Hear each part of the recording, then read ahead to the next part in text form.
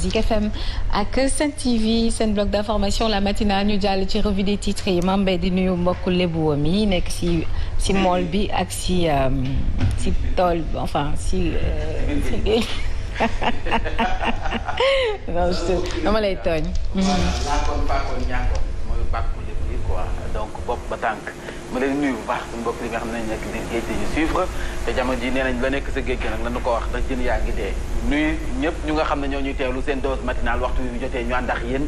ci lii yéenekaay yi xëy fësal yéenekaay yi groupe des médias la ñu koy dooree muy tribune yéenekaay yi dafa ñëw ci benn bras de fer bu nga xam ne moo am jamono ji ci législative yi Bougane Gueye Dany moom nag neexul ba neex nee na xeex bi nañu ko jaay bu ñu ko mënul jaay nañ ko lebal en tout cas lu mu ci manti doon récupérer na xeexu liste Benno Bokk Yaakaar bi doo fi jàlle loolu nag nee na liste boobu xel xalaatul mu fi jàlle soit dañuy booloo rek jàllandoo rek wala ñoom ñëpp ñu toogandoo alors looloo sabab démb nag moom ab délégation am dem nañu sa conseil constitutionnel ba ngir nag mën a déposer ñaar ci ay recours benn recours bi moo di ñoom waa gëm sa bopp seen liste bi ñu bëgg rejeté du fi jàlle ñaareelu recours bi moo di Benno Bokk Yaakaar mi nga xam ne nee nañu li ñu déposé si ay signature dafa ëpp ñoom it bu ñu rejeté yee rek rejeté fa ñoom it seen bos Bougane Gueye Dany donc moom foofu la accès li nga xam ne moom mooy ay recours am démb ak délégation ba nga xam ne moom moo fa demoon di wax ni it également waaye Yewwi Askan Wi ñoom it dugal na ñaar ci ay recours donc nag gëm sa bopp ñaari recours Yewwi Askan Wi ñaari recours yëpp moo di bu ñuy rejeté seen i liste waaye te Benno Bokk Yaakaar du fi jàlle ñu àddu jëmale ba tey ci Yewwi Askan Wi wax maître Moussa Tine bu Yewwi Askan Wi mer na nag te li ko mer loo dul lenn lu dul kaddu ya nga xam ne nee na Ousmane Sonko moom la yëkkati looloo tax fa ñu ko defoon ci investiture yi ñaar fukk ak benneelu place bi su ma juumul ci investiture yi bee boo ñu xam ne moom gedd na ko jóge na fi El Hadj dugal El Hadj alors moom génn na ci li nga xam ne moom mooy ci liste bi ñu ko place bi ñu ko tegoon mais également génn na ci liste yi moom Moussa Tine ñu koy El Hadj ñu lay nuyu bu baax waaye le député du peuple alors cour d'appel bi jamono ji ma nekk ñu wax ne Barthélémy Dias démb wala sax waaw démb sa tribunal ba la demoon ngir nag dogal bi doo waroon wàcc jëm ci coow li doxoon si diggante mbax ndem si yàlla Ndiaga Diouf waaye nag dañu dàq mbir yi ba ñaar fukk fanaa benn ci weeru septembre waaye ba muy retourné mbir yi tàngoon na lool ak àllarbay Médina dafa am démb ndax nag nit yi Bamba Fall yi bi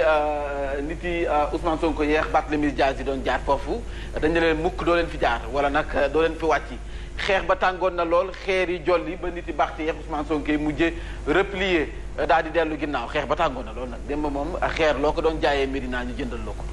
waaw démb loo doon jaayee xeer Médina jëndal ko nit yi Bamba Fall yi ñoom nee nañu fii Bamba rek ñee tamit nag di ko xamal ne que nag dëkkab door fayoo koy tas waaye mbiri tàngoon na loolu démb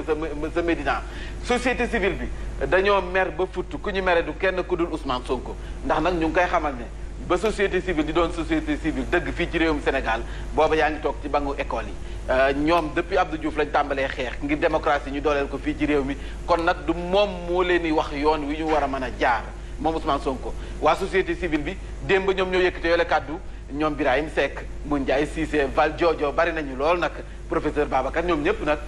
génne nañu benn communiqué ñaawlu nañu kàddu yi nga xam ne Ousmane Sonko moom la yëkkate dal ci kaw société civile bi sa jam ñaajo investiture yi yëngal na Tëngéej ci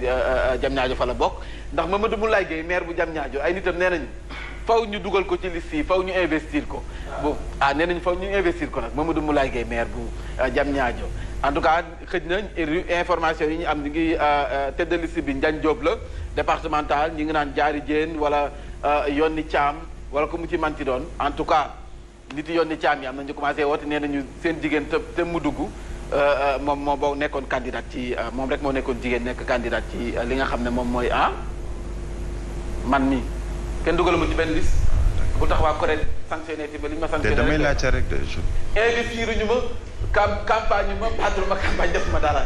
fu mu nekk sama liggéey laay def ma kenn yàqal waaw de bul nangu kenn ku la dugal kenn investir wu maa ngi Corée kenn investir wu voilà day leer wala bu ko tijjee Birahim moom ko xool si liste yi gis ko pression bi nag jamono ji pataas bu tàng bi mi ngi ci loxoy juróom-ñaari sages yi nga xam ne ñoo nekk ci conseil constitutionnel ba ñoom ñi nga xam ne recours yi ñoom lañ ko jox recours waa Yewwi Askan Wi ñaar la ñu fekkete jox leen ko recours waa Gëm Sa Bopp ñaar la ñu fekkete jox leen ko kon nag ñoom la ñëpp xippi seen i gët ci xool ani ñoom ban décision la ñuy jël wala la ban xalaat la ñuy am li yoon wax dong la ñuy def ci ñaari daal recours yi li yoon wax dong la ñuy def jeex na en tout cas ñoom nee nañu Bougane Gueye Dany ak Yewwi Askan Wi nee nañu Benno Bokk Yaakaar pour ñu rejeté liste yi Benno Bokk Yaakaar ndax nag ñoom dañoo ëppale ba noppi seen liste parrainage yi nga xam ne ak lii nga xam ne moom la ñu wax respecté ñu parité bi pour Yewwi ñee seen i signature lañ leen calé nee nañ yooyu yëpp dugal nañu recours yi nañ leen bàyyi ñu jàll ci li nga xam ne mooy élection yi yéen gaay bi foofu la ñëw di Walf Quotidien ñu jàll ci le témoin délibéré bi nga xam ne nag mujj nañu ko dàq affaire Ndiaga Diouf Barthélémy Dias 21 septembre le pënd ba du wëri ñu xam ndax Bart la nga xam ne nag moom la procureur sàkk juróomi at dañu koy teg ci kawam am déet Déthié Fall après avoir déposé un recours moom nag conseil constitutionnel ba nee na nag li mu yaakaar yëpp moo di droit bi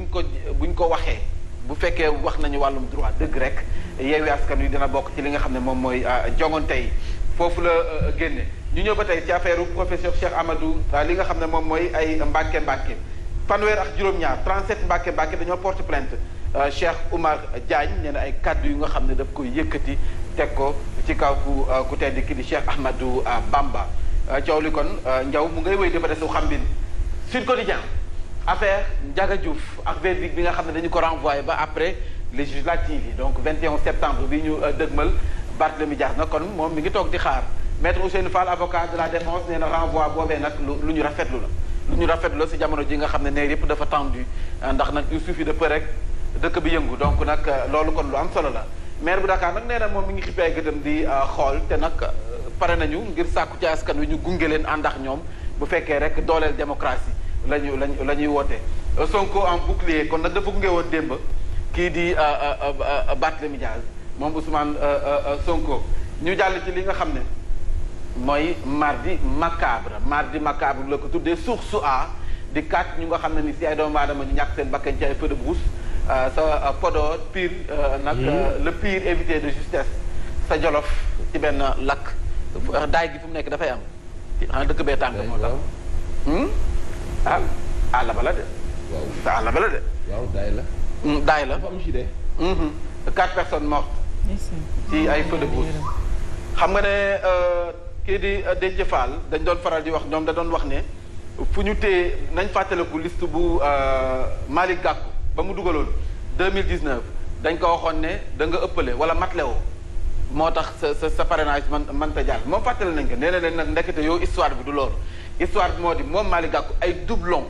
du dafa ëppale wala dafa manqué le mais ay doublon la ñu ko téye woon donc bu ñu jaxasee ñoom loolu la ñu wax waa source a moo joxee information Gakou éliminé xam na la demee dafa indi lu ëpp li ñu laaj bi ñu ko càmbaree mu manqué mu desee 37 000 et quelques ñu jox ko notification ni ko demal régulariser waat maanaam mu yokkaat nombre yëf yi mu régulariser waat ñu décompté waat mu toll ci 62 000 et quelques mat leegul ñu ni ko yoon benn yoon la lay jàppale ci régularisation amul 2 fois voilà l'histoire loolu la histoire mais yéene kaay moom histoire bi mu joxe moo di moom source a nee na Malick Gakou présidentielle 2019 dañu ko recalé ndax dans un premier temps pour cause de 8888 doublons yu nga xam ne ni conseil constitutionnel bi jot nañu ko wàññi donc nag 8888 doublons la ñu wax ne moom la am mooy histoire bi nga xam ne moom la yéenekaay bii di source a joxe. dañu wàññi ko. Mambé waaw xam nga continuer ce serait bien nga wax yeneen 2 raisons yi nga xam ne. waaw yeneen 2 raisons yi ba tey ci source a. voilà nee nañ jamono ji nga xam ne nag juróom-ñaari saa yi ñoom ci boppam lui avait donné une seconde chance. joxaat nañ ko beneen chance ngir mu rectifier. jiital grand parti moom dafa dellu andiwaat lu toll ci 570 ñu gis 570 waat doublon donc doublon yi dafa wàññeekuwaat donc 8888 doublon la woon léegi sur les lieux avec 570 doublons dafa delluwaat ci bërëb ba waaye andiwaat 570 doublons. la mu njëkk indi moo amoon 8000 et quelques doublons. mais bi ko joxee des chance am yeneen parrain ne ko ci ñettal bi ñu décompté waat mu amaat 500 et quelques doublons boobu. léegi conseil constitutionnel bi def remarque bi Malick Gakou selon laquelle il aurait pu donc le recaler pour un trop plein de parrains. c'est ça donc mënoon nañ ko téye bu fekkoon affaire yi dafa waaw defal nañ ko remarque bi. defal nañ ko remarque bi en tout cas. voilà en tout cas histoire bi. noonu la tëddee Macky poste son calmant Benno Bokk Yaakaar yi nga xam ne dañoo frustré nag si investiture yi parce que waa jam ñaajo ñu ngi wax ñoom nag nee nañu bi yeboo ñu waajal te xam ne président Macky Sall dina leen yónnee ay bataaxal xam naa pour wax leen lan moo tax ñu tànn ñi lan moo tax tànn ñi si des ak ñeneen ñi lañ leen réserver en tout cas le quotidien nee na président Macky Sall mi ngi waajal li nga xam ne moom mooy bataaxal bi ngir dool leen calmant bi ay Doliprane. L'observateur dafa ñëw ci ñetti question yu nga xam ne ni dañu ko dafa jëw laal ci mbirum Gana Gueye ak na mu bañ a woon sol mayo bi nga xam ne dafay def promotion borom ñaari tur yi di LGBT yéenekaay bi def na ci gëstu bu yaatu Moustapha Niass également def na ci ak taxaw seetlu ci li mu jot a liggéey ci li nga xam ne moom mooy ci réew mi Assemblée nationale ñëw na def ak taxaw seetlu gu mat sëkk ci moom lii quotidien dafa ñëw ci la réponse salée de la société civile à Ousmane Sonko donc nag société civile bi Yacine Deme wax heure bi de gisuma ko société civile bi nag fu mu nekk nii dañoo mer ba futtu li ñu leen merloo moo di Ousmane Sonko li mu yëkkati ay kàddu wax genre société civile moo fi am ci ñenn ñi genre société civile donc ñeneen ñi mënuñu leen jàppee ni société civile moom nag waa société civile bi gannaaw ba ñu tënkoo ci seen collectif mer nañu wax nañu Ousmane Sonko kon mu leen ko waxoon sànq rek ñun ba ñuy xeex ngir démocratie bu ñuy xeex ci liberté d'expression ba tax moom mu am sañ-sañu taxaw di ne tey jii dafa bëgg a jël réew mi te parce que ñoom ñoo ko doon xeex depuis Abdou Diouf ba léegi donc lanu xeex du tey ji lañu koy yàq te nag moom Ousmane Sonko tuuti na si yàq ko du samay kàddu société civile bi ñoom ñoo ko jox loolu ni ab tontu voilà li si Yewwi Askan Wi nag complot mënu see am bu ñu sukkandikoo ci Aliou Sow nee na moom gëmul loolu gëmul ni complot moom moo ci am ñu ñëw ci les échos dafa am ay defkatu ñaawteef Samba Boy ñii nag hélas faw nga yóbbu leen tës ay agresseurs yu nga xam ne dañoo am fit bay dagg di maye ndax nag ay policiers lañ doon defanteel mi ngi xew sa caaro yi ñoom au lieu ñu gis takkader yi di daw ñoom dañ doon song takkader yi ñoom policiers yi. dañu yoroon ay armes à feu. yor li nga xam ne ay paaka la ay gaz neutralisant ñoom dañu yor ay paaka ak ay gaz yu nga xam ne nii saa dañ la koy pomper nga kaw donc ñoom agresseurs yi ñoo topp li nga xam ne moom mooy flic yi. maanaam takkadeer yi di defanteex ñoom agents yi nag jot nañu riposté ba jàpp ñaar si ñoom ba ñu demee sa poste police ba am na kenn si ñoom ku nga xam ne ni da doon jéem a nag attaqué flic yi dóor boppam sa miir dem teeri jee fi nga xam ne moom mooy l'hôpital Moussa Tine fa ñu ko tegoon ci liste yi si Yewwi Askan Wi moom jóge na fa nee na soxlawul loolu 21e place dañu ko tegoon naam sax du peut-être du place ba waaye kaddu Ousmane Sonko moo ko metti kaddu yi nga xam ne Ousmane Sonko moom la yëkkati nee na moom moo ko metti ba tax mu quitté li nga xam ne moom mooy liste bi place biñ ko tegoon ay te ñu mën nañ dem xanaa léegi assemblée nationale ak xibaar bu metti bi nga xam ne moom moo fa am bu tiis ak ki nga xam ne moom mooy Marie Joséphine Diallo nekkoon secrétaire général bu assemblée nationale depuis 1996 su ma juumul la fa nekkoon moom moo génn àdduna ndi kii rek démb mu di xibaar bu tiis bu nga xam ne moom moo wàcc seen biir laata ñuy jeexal nag gan gi nga xam ne Birame Diadio Touré moom moo ñu ko promettre ay boo ñu yóbbuwul ci sëriñ bi. incha allah ñu ngi bindoo ni tabade kon loolu dañ ko dagaan promesse boobu ci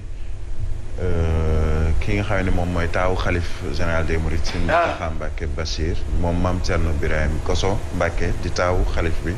di ku ñuy topp nag vraiment. di seetaan Sen TV di seetaan surtout la matinale mu ngi ñuy déglu ñu ngi koy ziar bu baax a baax waaye jàpp naa ni. incha allahu lu mu xat-xat-xat Sen TV dina ñëw seet si xalif bi ci ay taalibe lañu. Sen TV particulièrement. matinal bi man moo ma tax matinal laa mën a engagé. ñun waa matinal ma engagé keneen ci. faw ñu jàkkaarloo xalif Sen TV. taalal ko suñuy loxo. incha allah ñaanal donc waaw mu ngi ñaanal ñëpp nag moom loolu moom. muy loo xamee ne moom la ñu xam ci moom. mais en tout cas ngan gi xalif Mbàkke yu fay ci diwaanu Dakar dina ci def liggéey. ñëpp ngi wàcc koñ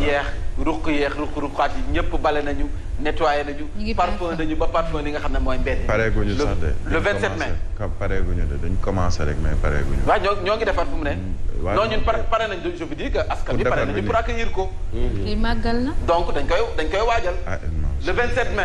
le 27 mai fu waay nekkoon dig daje bi diwaanu Dakar lay nekk waaw nguur gi nag jël na ay matukaayam ngir nag dalal ki nga xam ne mooy sunu xalif bi Serigne Mountakha Mbacké Alassane Sall gouverneur bi moom nee na wax fa dëgg neex yàlla li nga xam ne moo fi jotoon wees expérience lay doon kon nag ngan gu mucc ayib lay doon Mbacké yu fay représentant xalif bi suma juumul nee na nag Dakar foofu sànn mbatt dina takk ndax nag lu mu gàtt-gàtt ñaari million ci ay doomu aadama taalibe murit jullit fii ci réewum Sénégal dinañ fi dikk nag fës kee ne ñëw dalal li nga xam ne moom mooy sunu xalif mais est-ce que yaa ngi gis image bi fi xalif bi di ñëw ci bi ñuy defar inauguré Massalikul Jinaan am na ñoo xamee ni autoroute à péage ba fa mu tàmbalee. dañu dox di ànd ak moom pour ñëw. di ñëw. fii ci Dakar bi muy dem tamit ñu gungee ko noonu ragal naa nit dina doxee Touba ànd ak moom di ñëw. nee naa bu bëggoon sax nee naa bu bëggoon ca Touba. xanaa mu bañ ko bu bëggoon gars yi dañuy yëkkati oto bi ruuy du laal suuf. loolu moom du dara. ba Massalikul Jinaan teg ko. du dara si. li ko jar ak a jar. te xale bi da koo jaay. jaral nañu xale boo nga xam ne nii lu Sénégalais yi woote moo si jiitu. daal lebal waa Sénégal lu toll noonu nag. lu Sénégalais yi woote moo sa jiitu. manifestation moo jiitu. xaalis bi du ko fekkee kàddu yu rafet du ko fekkee voilà. wan leen yoon bi ne leen wàllum koom gi nii lañu war a doxale ak jubbu yàlla fi yàgg taan ak jubbu gi médiation bi waaw surtout médiation xalif général ñu koy jaajëfal fay ñu ko de bu ñu yenoo woon oto bi Touba ba parce que ne koo dalal nag taxul ñu fay avant Diatta nag may xamal ni il va y aller mais moom comme bokkul matinal kan Aba Diagne dafay borom ba pare moom fay borom ba pare na fay bor yi mu teg suñu kaw yónnee kii naama day dem waaye fayagul ay borom aywa merci beaucoup moom reetaan gi donc bu ko doon jaay waa Sénégal amuñu njëkk boo xëyee yem ci reetaanam googu moo jar de sa journée dafay neex day génne xët-xët ci xol yi quoi xool ko rek moom la ñëwee mbégte taxkal la aywa nañ jàll ci xibaar yi nag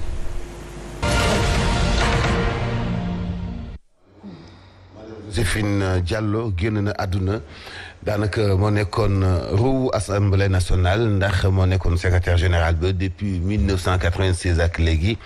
démb la wuy ju boromam di ngeen dégg kàddu yi seede Aymérou Gningue nekk président groupe parlementaire bu Benno Bokk Yaakaar. société civile ñaawlu nañu kàddu yi Ousmane Sonko ba ñu commencé liggéey amal njëriñ réew mi booba yaa ngay jàng xalaatoo sax di sos parti. doo ñu jox leçon te doo yëkkati gàddu yi ŋàññ yi bon jëmale ko ci suñu kaw ñuy noppi tegaat nañu ko ci àndam daañu dellu soit ci communiqué bu waa société civile. grande coalition gëm sa bopp fas yéene itam yóbbu conseil constitutionnel scalameek li tax ñu na saxal leen te Benno Bokk Yaakaar nar a jàll te ñoom itam def njom benn ndax dañu